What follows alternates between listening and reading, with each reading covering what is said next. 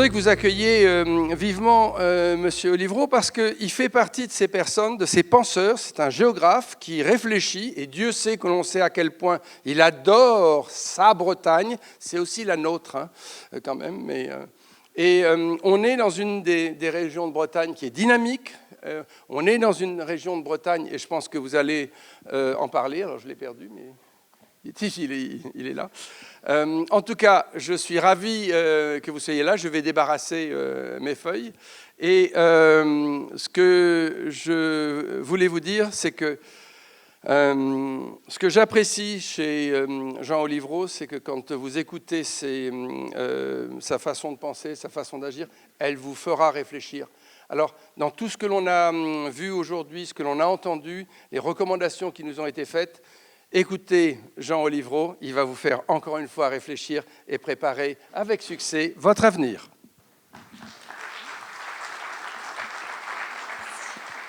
Bonjour à tous. Il n'y a pas de couvre-feu à Briec à 9h, hein, ça va? J'aurais fini avant, hein, de toute façon. Hein. Rassurez-vous. Je voulais remercier vraiment beaucoup Monsieur Trélu et toute l'équipe pour votre invitation. Et franchement, ça fait du bien de voir tout ça, quoi, parce que, y compris avec l'ambiance actuellement, y compris à distance, tout ça. On parle d'ailleurs de distance sociale et pas de distance physique. C'est bizarre qu'on parle de distance sociale. Hein. Pourquoi on dit ça? Pourquoi on ne dit pas c'est simplement une... Bon. Enfin bref. Et l'ambiance n'est pas trop joyeuse. Et là, justement, ça donne vraiment du baume au cœur. Alors, dans ce que j'ai prévu de vous dire, il y avait deux points qui me semblent importants. Le premier, c'est qu'à mon avis, on est dans un bouleversement complètement essentiel. La pandémie n'étant qu'un peu un révélateur ou un accélérateur de choses que l'on prévoyait, et que ça change très certainement le mode de fonctionnement de nos sociétés. Ce que je constate avec des enquêtes auprès notamment des jeunes et puis les comportements de jeunes que j'ai la chance d'avoir devant moi, parce que moi je vieillis et j'ai toujours des gens qui sont du même âge devant moi, c'est une chance extraordinaire, et j'essaie un peu de comprendre ce qu'ils racontent. Le bouleversement, en fait, il est multiple, il est économique, il est social, il est écologique, il ne faut pas l'oublier.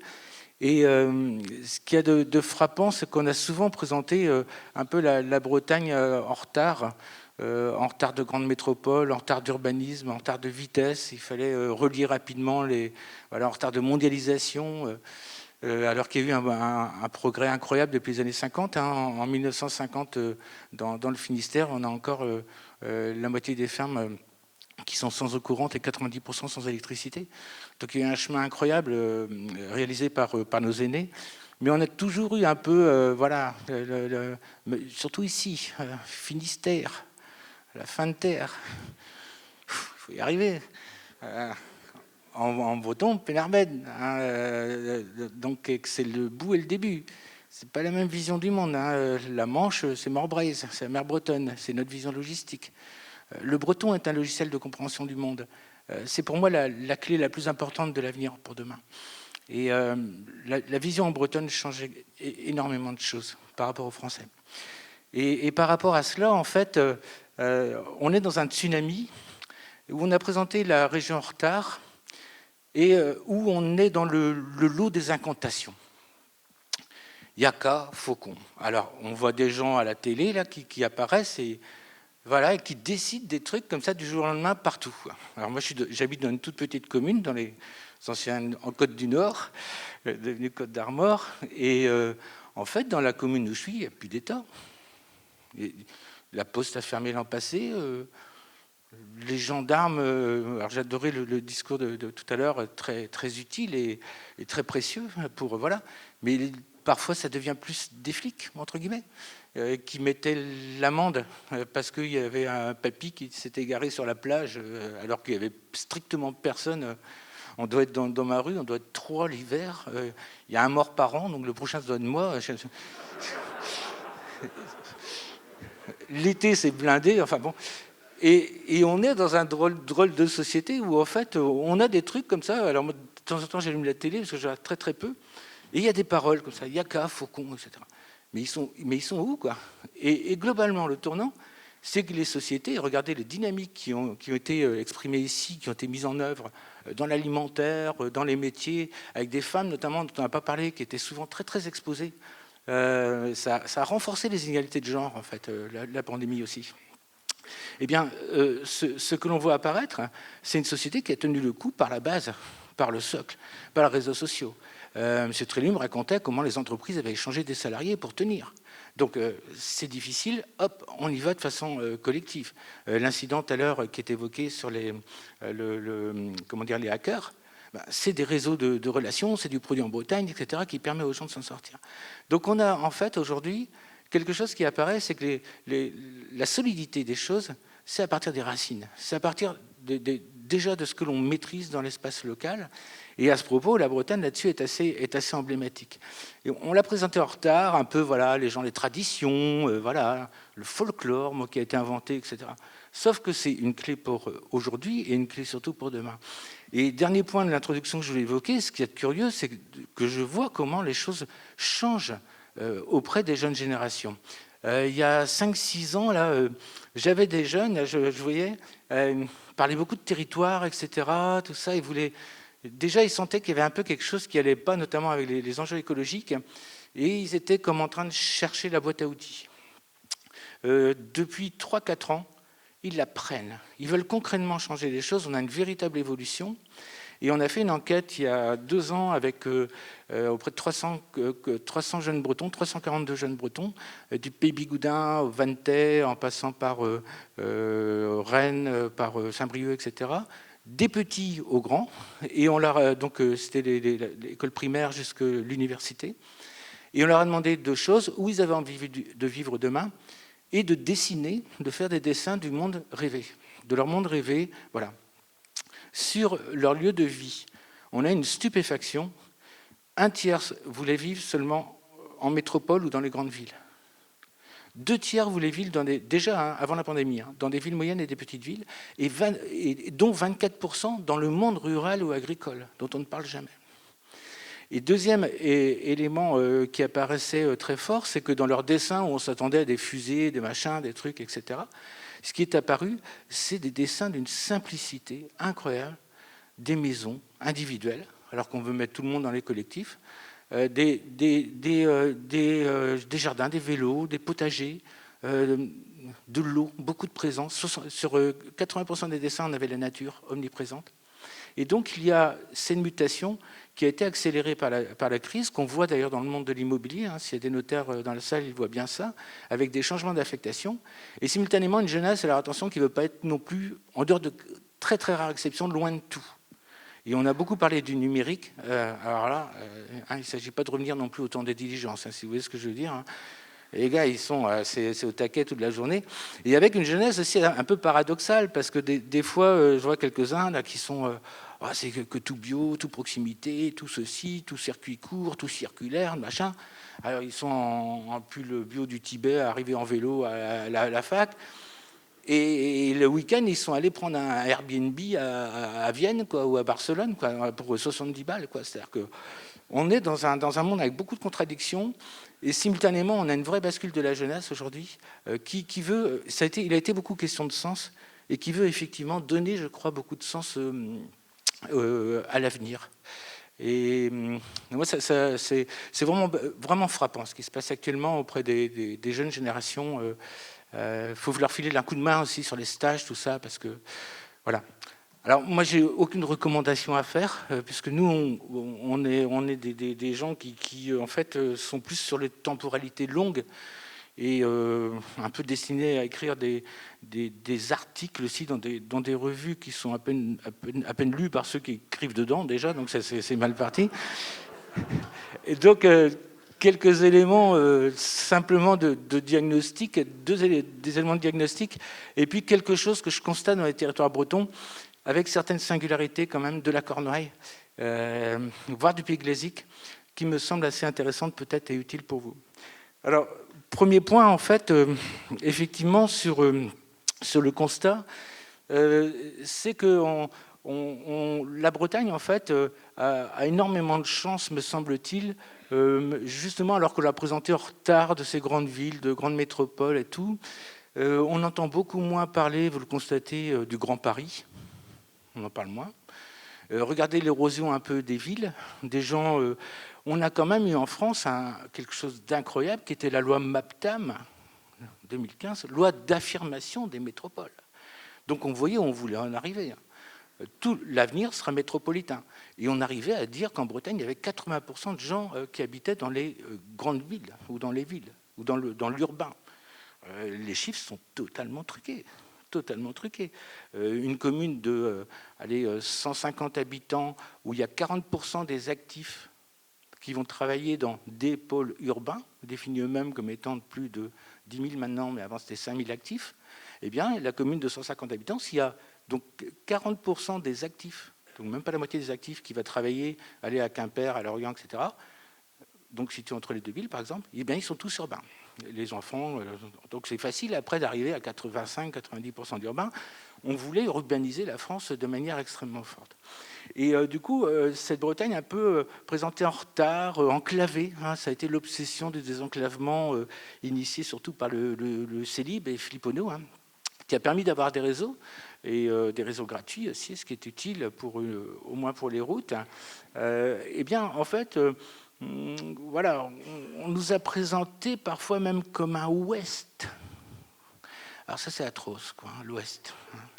L'Ouest. Donc chacun d'entre vous est à l'Ouest, je vous l'apprends de son voisin. L'Ouest, alors il y en a des millions, il n'y en a aucun. Et on est tous sauf l'Ouest. Tout sauf l'Ouest.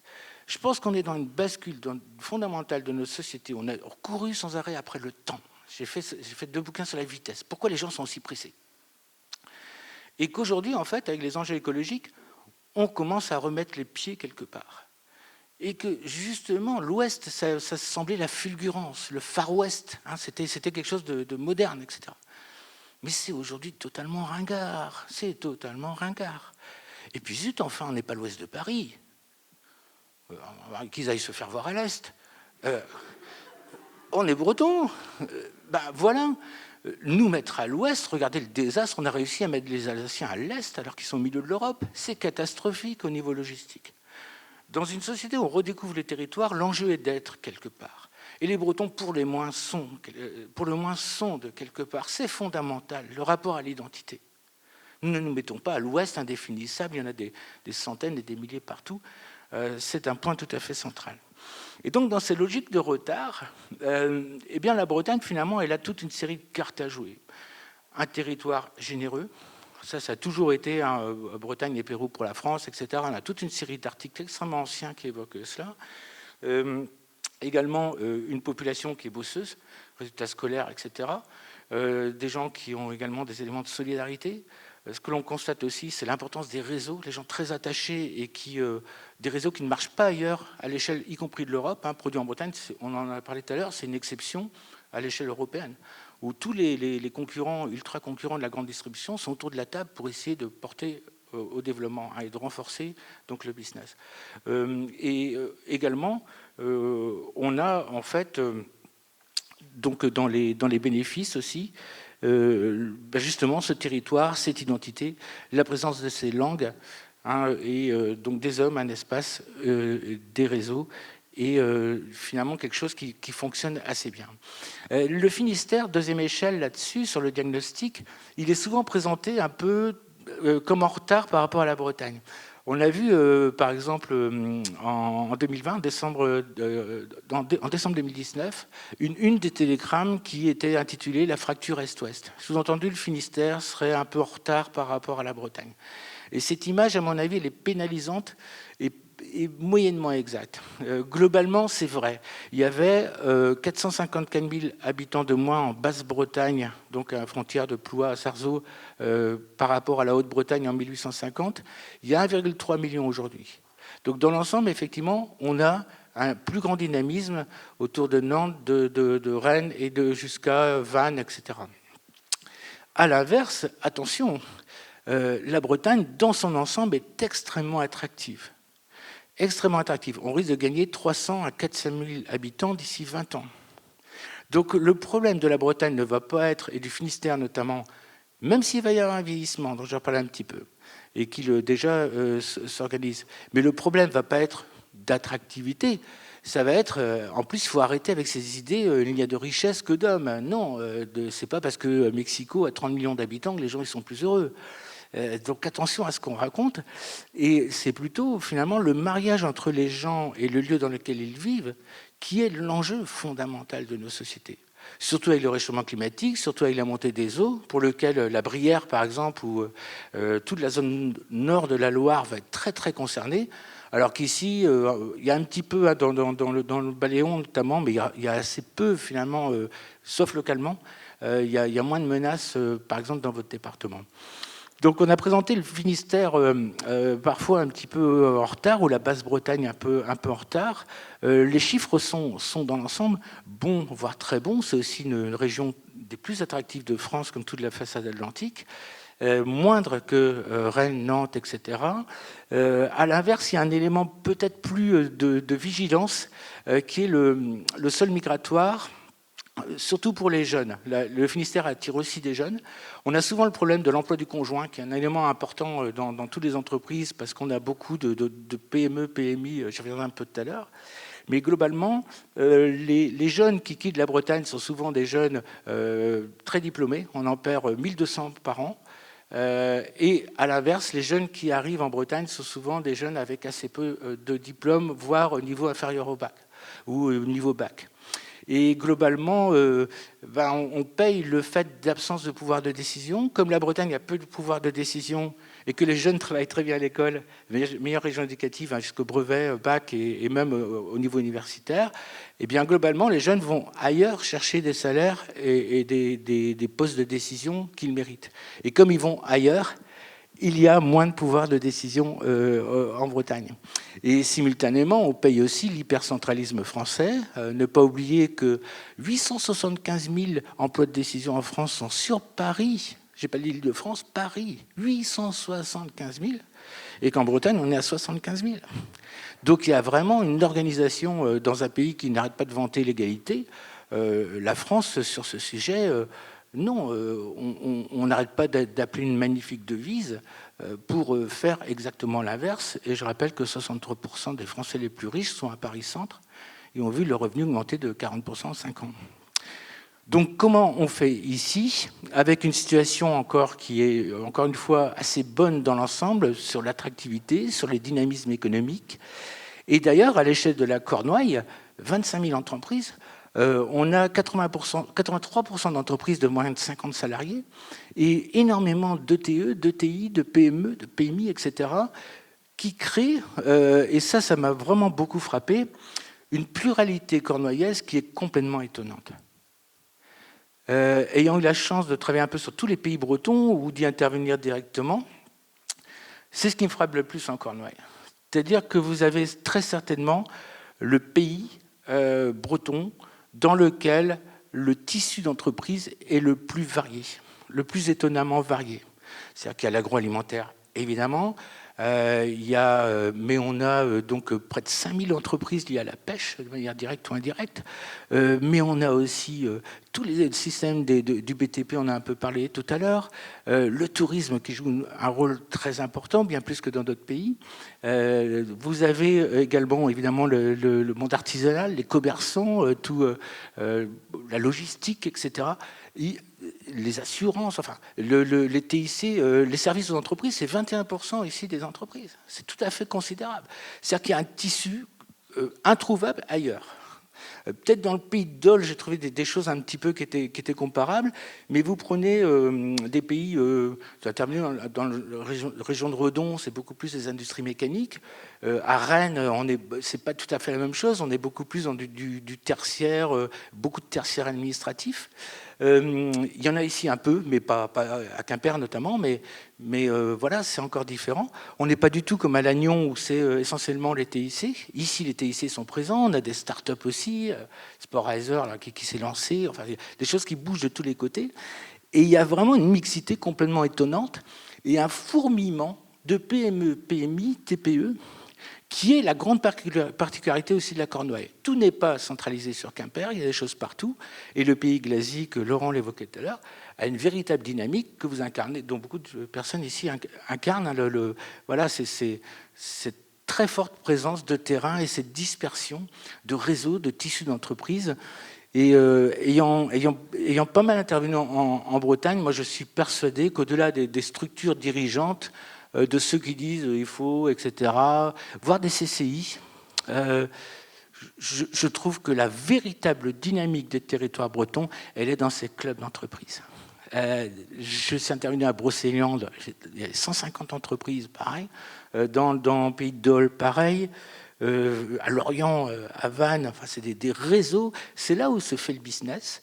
C'est là où les gens se rencontrent. C'est là où ils s'entraident. C'est là également, quand il y a des difficultés, qu'ils s'associent et qui tiennent vraiment le cap, quoi.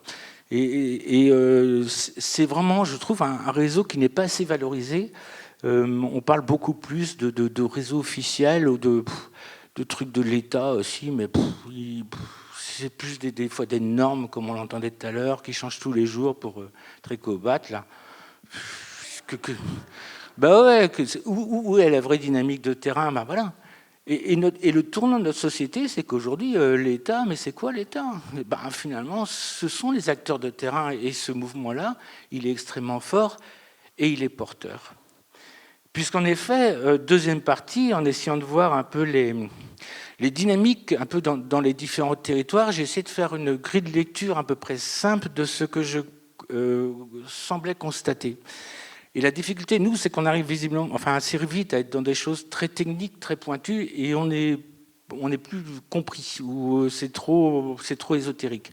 Et je suis parti d'une métaphore assez simple d'un jeu de cartes pour vous exposer un peu comment, à partir des couleurs, comment, me semble-t-il, aujourd'hui, les territoires s'emparent justement de l'innovation.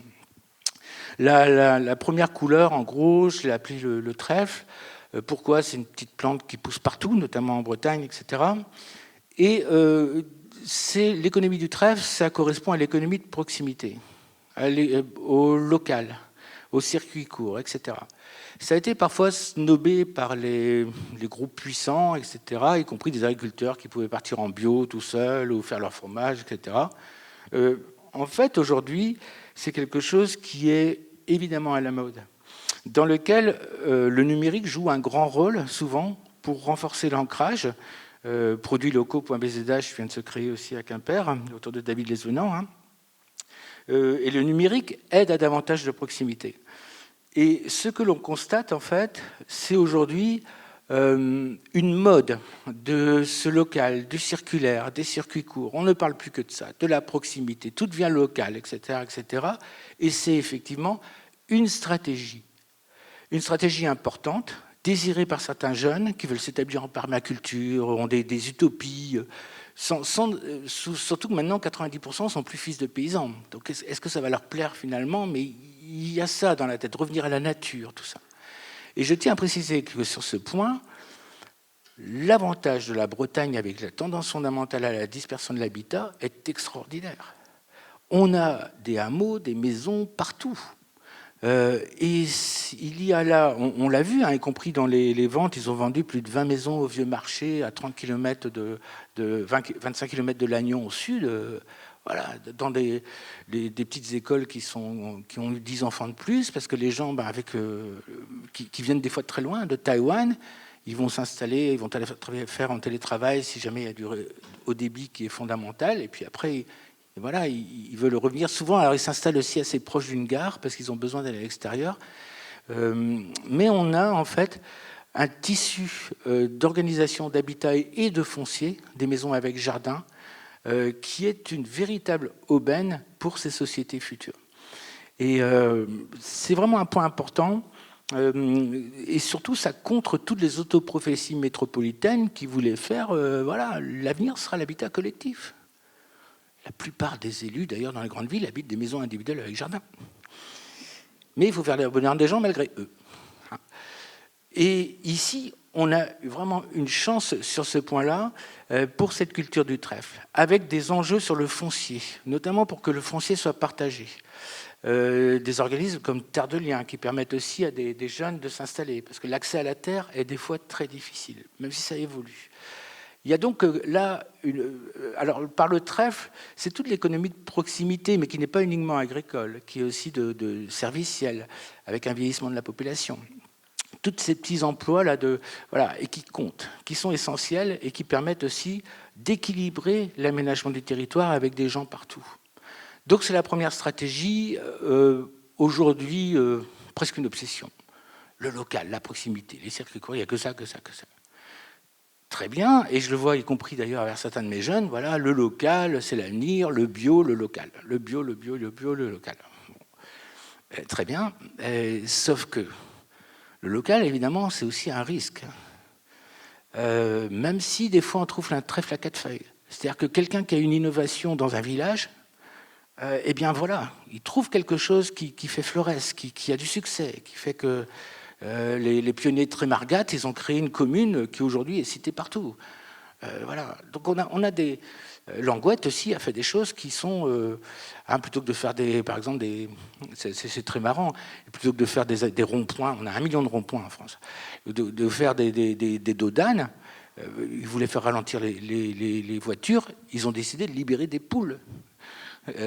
Donc il y a des panneaux avec des trucs de poules et les gens, c'est quoi ce truc-là? Et puis du coup, ils ralentissent.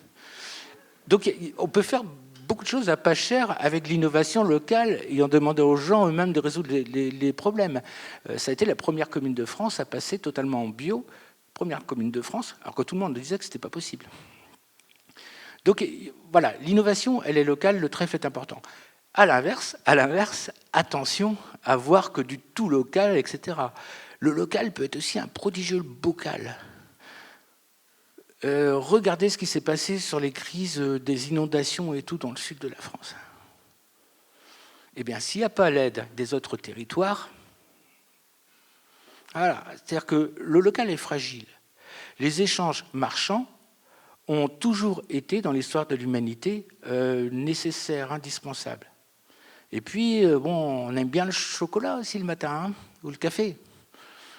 Bon, je sais qu'on va faire du pinard en Bretagne, mais de là faire du cacao, c'est pas encore demain, quoi. Donc, les échanges sont aussi, voilà, tout local. Bah, comment on fait avec les iPhones, on les fabrique pas encore ici. Donc, on a besoin des autres. Le carreau, ce que j'appelle carreau, c'est la deuxième carte. C'est-à-dire qu'on doit regarder à l'extérieur pour voir ce qui bouge. On n'est pas uniquement dans une bulle. Hein, on ne va pas revenir à certains fiefs locaux où il y a des droits de cuissage, des trucs. Enfin, c'était des horreurs, des fois, le tout local hein, aussi. Hein. Donc voilà, ça permet de regarder à l'extérieur, mais d'être vu aussi de l'extérieur. Et il y en a donc la composante marketing. Donc l'axe économique de Caro, c'est d'abord ces 3 points. C'est d'abord effectivement la production. Et on a beaucoup oublié en France l'économie production, la production industrielle.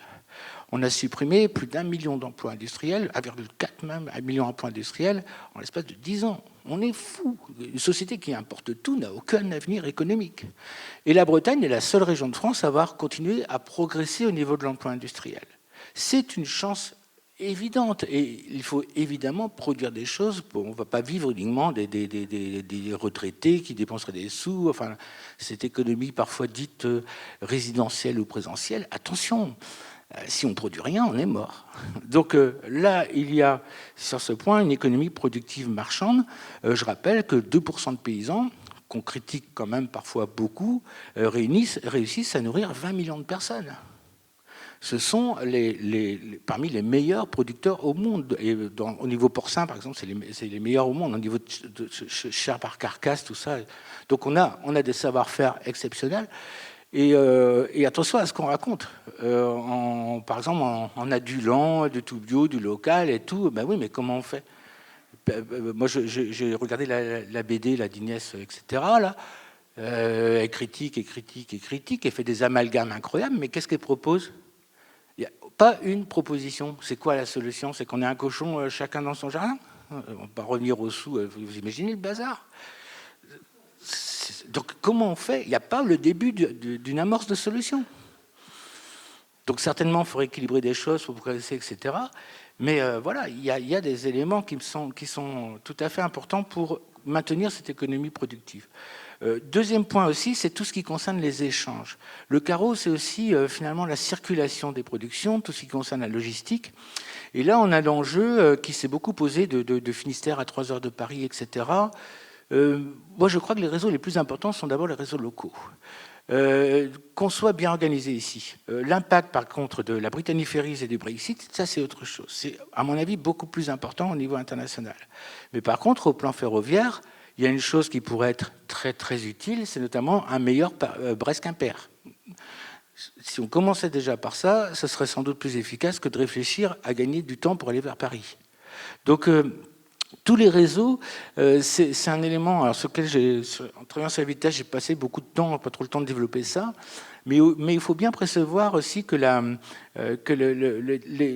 résolution de la mobilité, c'est aussi d'amener les services vers les populations. Et ça rejoint parfois vos entreprises, et ce qu'on a entendu tout à l'heure sur le drive. On a des mobilités mixtes, c'est parfois les gens qui se déplacent vers les services, des gens qui se déplacent vers le travail, mais aussi des fois les services qui vont vers les populations, notamment pour des populations qui vont être de plus en plus âgées. Il y a de nouveaux éléments d'activité qui vont se développer par rapport à cela. Donc le carreau, c'est la production, le carreau sont les échanges, l'organisation de la logistique, et enfin c'est le marketing.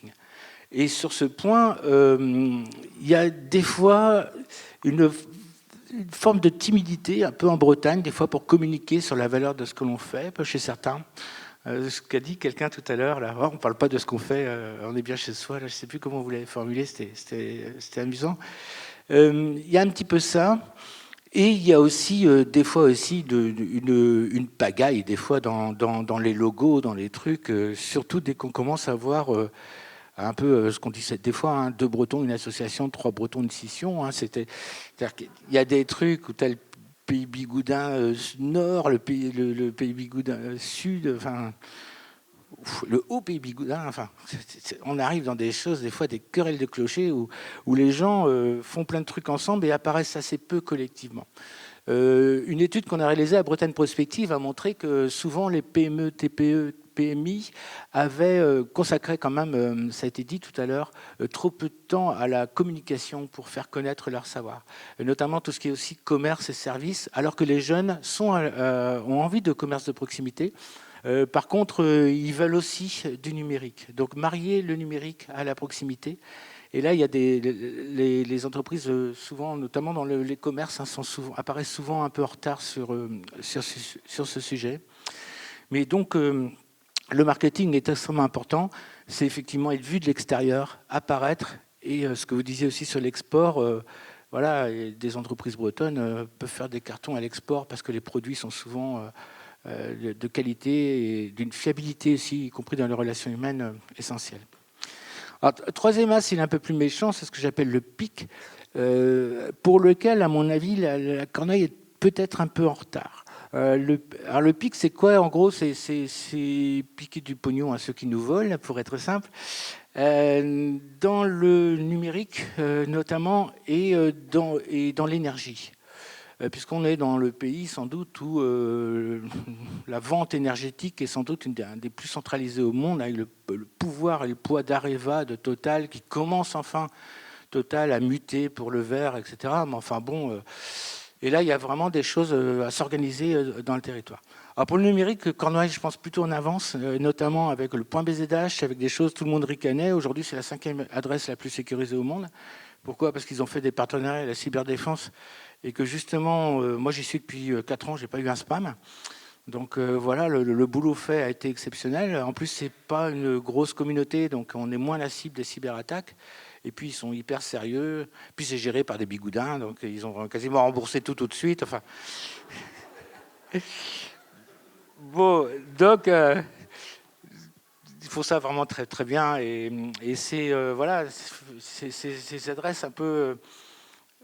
cette sorte de numérique un peu d'identité, pour moi, je pense que c'est vraiment intéressant et sans doute porteur.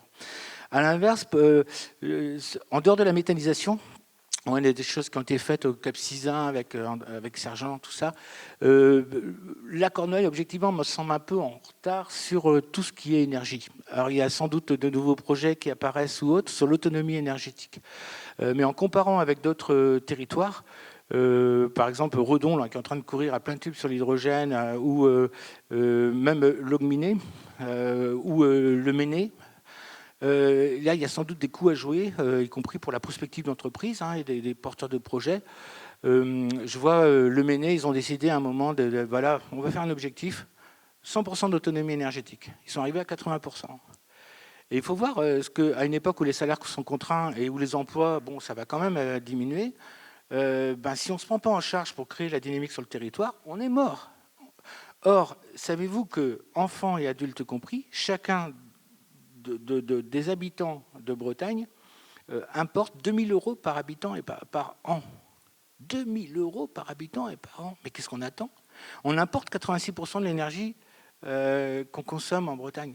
Mais qu'est-ce qu'on attend? Il y a tout pour... il y a le bois, on apporte 70% du bois, il y a du vent, voilà. Et ce n'est pas forcément des grands parcs éoliens, des machins, c'est beaucoup plus des petits projets dans les territoires. Le Méné, ils ont fait un pari. On va arriver à 100% d'autonomie énergétique. Et ils ont commencé par regarder les ressources de leur territoire. Donc on retombe à terre. Eh bien, il y avait un Ménéjou, les montagnes. Le Méné, ils ont réussi à mettre, parce qu'il y a un couloir aérien, 3 éoliennes, voilà. Il y avait 39 éleveurs pour 5 qui balançaient un peu les déchets, leurs lisiers, tout ça, ce qui crée des problèmes. Ils ont créé un des grands méthaniseurs pour mettre les 39, donc les 39 éleveurs pour 5 sont mis d'accord pour nourrir les méthaniseurs. Ils ont eu 10 ans, je crois, à avoir l'accord de l'État pour changer les compteurs. Enfin, on les a embêtés comme pas possible, parce qu'ils ne veulent pas, évidemment, qu'il y ait ces développements-là, pour les taxes, les machins, enfin bon. Et ils ont également créé une filière bois, un peu d'emploi, etc., isolé les maisons, et ils sont arrivés à 80%. Que fait l'IGR à Logminé? Ils ont regroupé les déchets des entreprises pour les mettre également dans un méthaniseur. Et aujourd'hui, il y a un parc de plus de 100 voitures qui roulent avec du GNV de Logminé, du gaz bio propre. Et il y a une station avec une hermine à Logminé, là, c'est du gaz breton, et c'est complètement propre. Donc qu'est-ce qu'on attend? Il y a cette bagarre énergétique et ces milliers d'emplois à créer sur le territoire qui me semble être une filière vraiment très porteuse. Et il y a des trucs en Cornouaille, mais j'en veux moins. Lannion aussi, il n'y a quasiment rien. Lannion, ils ont juré que par les TIC, on est ingénieur, on va montrer aux Chinois comment ça marche. Tiens, on arrive à la décentralisation aujourd'hui, au-delà de la décentralisation industrielle, la décentralisation de l'ingénierie. Et avec Nokia ou autre, c'est très très compliqué aujourd'hui. Même s'ils ont fait un boulot aussi exceptionnel et trouvé des choses fondamentales. Mais il y a des éléments où le local a été un peu oublié, l'énergie a été un peu oubliée à Lannion. Donc c'est, je crois, la troisième stratégie qui me semble clé. Et enfin, évidemment, l'as du cœur, pour lequel, effectivement, la Bretagne est vraiment, vraiment, vraiment en avance, parce qu'il y a encore du lien entre les gens. Statistiquement, première région pour le bénévolat. Je rappelle que l'emploi social et solidaire, c'est 4 points de plus qu'en France. C'est énorme, 13,9% des emplois. Qu'on a voilà, il y a une tradition aussi peut-être de lien entre les gens, on ne sait pas trop où ça se passe. Même regarder ce soir, c'est pas forcément simple d'organiser un événement comme ça, mais voilà, les gens s'y sont mis pour y arriver, pour le faire. Et c'est quelque chose qui devient sans doute fondamental à une époque où justement on est parfois dans des visions extrêmement marchandes, uniquement business. Le cœur, ça permet justement de faire des choses souvent assez fantastiques. Je regarde mon heure et ça va, je crois, permettre d'avoir aussi un lot d'échanges et de questions avec deux éléments de conclusion que je voulais évoquer. Premier point, cette grille analytique, elle est peut-être intéressante peut-être pour vous et même pour votre activité. Dans ce que vous faites, dans le rayonnement de votre activité, dans les échanges, je suis à combien de pourcentage dans du trèfle, dans le carreau, par exemple, le marketing, dans le cœur, dans le pic, etc. Il y a peut-être des éléments qui peuvent être utiles là-dessus. Et deuxième point, c'est que donc peut-être là-dessus une société qui demain, je pense, va se prendre en charge par rapport à plus d'identité, de culture, de lien avec le territoire, et du coup, finalement, à chacun d'abattre peut-être une carte dans une quinte qui, de toute façon, dans tous les cas, va être de plus en plus collective. Et ça, j'en suis vraiment persuadé. Je pense que les solutions de demain viendront de moins en moins d'en haut. Ça va être beaucoup plus par la capacité des acteurs à s'organiser, à s'associer, à créer des valeurs partagées. Et je me demandais, j'ai envie de lancer cette idée aujourd'hui, et je sais que Laurent ou l'équipe sera peut-être à l'écoute. Je me disais, mais tiens, est-ce qu'il n'y aurait pas moyen de créer une sorte de club des entreprises de Bretagne ?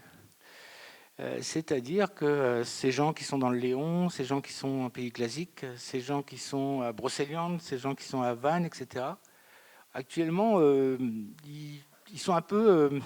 font des choses incroyables, et c'est là où le business se crée localement.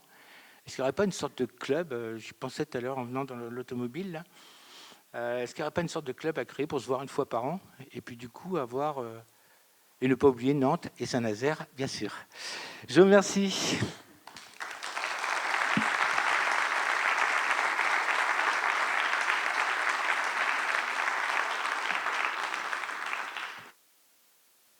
C'est une question passionnante ce que vous posez. D'abord, une remarque, je n'ai pas parlé du tourisme. Effectivement, c'est une erreur. En fait, je suis intervenu sur le tourisme auprès de l'OT, la 29 du Finistère, là, il y a quelques jours. Et effectivement, la Bretagne a été la deuxième région de France pour le tourisme. Le tourisme, ça pèse vraiment énormément. Vous avez vraiment raison de le signaler. Dans le Finistère, c'est 4 millions de personnes. 30% de tourisme breton, c'est pour la Bretagne administrée. 30%, c'est le Finistère. Et on est à 100 millions de nuitées par an. C'est énorme. On avait 370 000 visiteurs lors du Front populaire. Aujourd'hui, on est à 15 millions. C'est énorme. Donc il y a 5 fois plus de touristes que de Bretons. Un touriste aussi, c'est défini comme celui qui passe une journée en dehors de son domicile, enfin une nuit en dehors de son domicile, pour des raisons non professionnelles. Mais c'est quelque chose qui est très fort. Et à la baisse de la clientèle internationale, c'est substitué effectivement une clientèle plus française aussi, et parfois des problèmes d'approvisionnement d'eau, des problèmes de saturation des îles, parce que, comme vous le dites, effectivement, est-ce que l'ambition, c'est uniquement d'accueillir du monde et plus de monde ? Et je pense que l'avenir des territoires va être aussi des éléments de choix de ces populations. C'est pour ça que le TGV aussi, c'est un peu un piège. On a des thèses là-dessus et les travaux d'Orfeuille qui nous montrent que les autoroutes qui avaient été destinées à desservir le Massif central, elles ont sans doute permis aux jeunes de partir plus vite. Et c'est pas évident, parce que regardez aujourd'hui, par exemple, Dinard, Saint-Malo, je travaillais sur les chiffres du tourisme, aujourd'hui, ou des zones qui sont très faciles. Dinard, aujourd'hui, c'est accaparé par essentiellement... Un tiers des acheteurs, c'est des Parisiens. Alors, il y a d'anciens Bretons qui reviennent au pays, mais un tiers, c'est des Parisiens, un tiers des quadrupés. Saint-Malo est devenu une des plages les plus proches de Paris. Sinon, la plage la plus proche de Paris en distance temps. Donc, qu'est-ce qu'on veut sur le Finistère ? Le problème, c'est qu'on a une nécessité d'avoir des flux économiques. Et en plus, Quimper, l'aéroport, c'est compliqué, c'est plutôt Guy Pavin. Donc, il y a quand même ce lien qui est nécessaire. Vous le disiez, on va de temps en temps à Paris, on a besoin d'y aller, on a envie d'aller vite, etc. Et simultanément, la proximité peut parfois créer des villes dortoirs, peut parfois aussi créer une augmentation très très forte de l'immobilier, peut aussi créer de la ségrégation sociale sur les littoraux. Ici, elle est uniquement forte dans le Finistère, vraiment forte à Fouesnant, Bénodet, Clohars-Fouesnant, où là, on a quand même un taux d'habitat de résidence secondaire très fort, mais nettement moins fort que dans d'autres communes bretonnes. Le record, c'est Arzon avec 80%. Et les prix médians de l'immobilier à Bénodet, c'est cher. Hein, on est à près de 400 000 pour le prix médian. Mais c'est encore beaucoup moins cher que dans des maisons, des Dinard, des Saint-Malo, etc. Donc il y a toute l'ambivalence du train, en fait.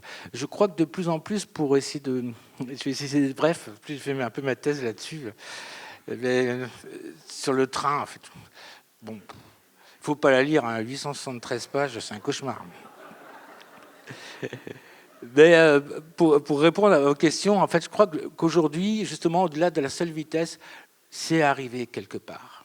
Et les territoires qui vont se construire comme on arrive en Pays Glasique, on arrive en Cornouailles, on est quelque part, c'est ceux-là qui vont s'en sortir.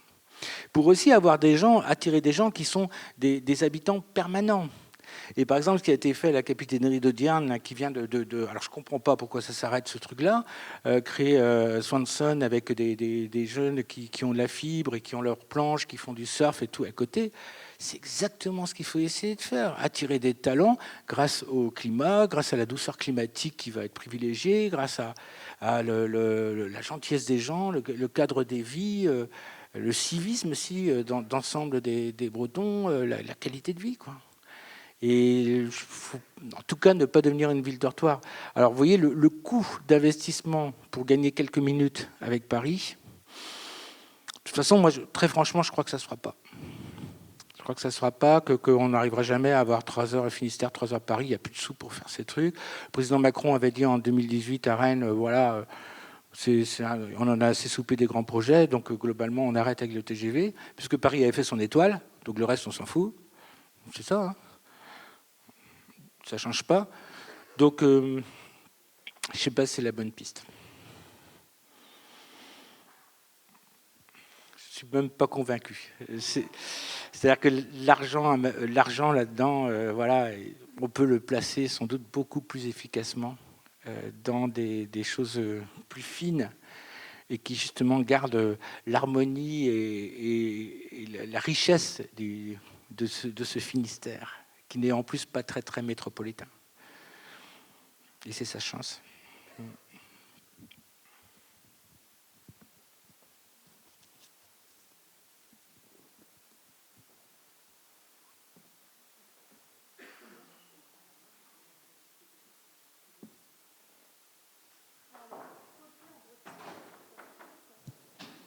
Produit en Bretagne.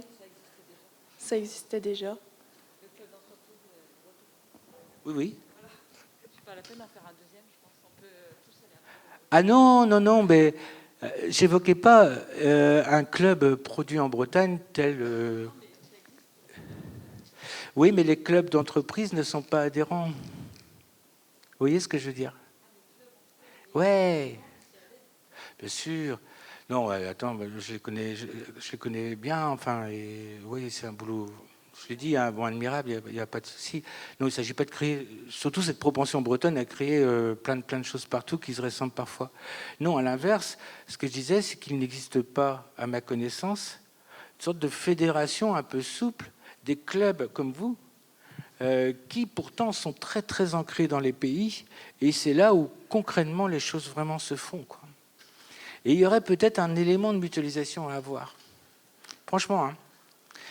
Franchement, parce que vous avez, c'est là où la vitalité des pays se situe. Ils sont organisés par pays en plus. Il y a cette attache un peu de par pays ou par Comcom. Dans le pays de, par exemple, Châtelaudrin-Lanvolon, là, vous avez un club d'entreprise. Ils se connaissent tous. Et vous avez du Celtigel, vous avez des toutes petites PME, PMI, et c'est là où le business se fait. Et ces structures-là, on n'en parle jamais.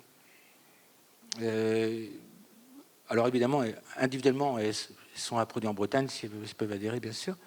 Mais ce n'est pas le rôle, je pense, de produire en Bretagne de créer comme ça des réseaux de clubs, quoi, me semble-t-il.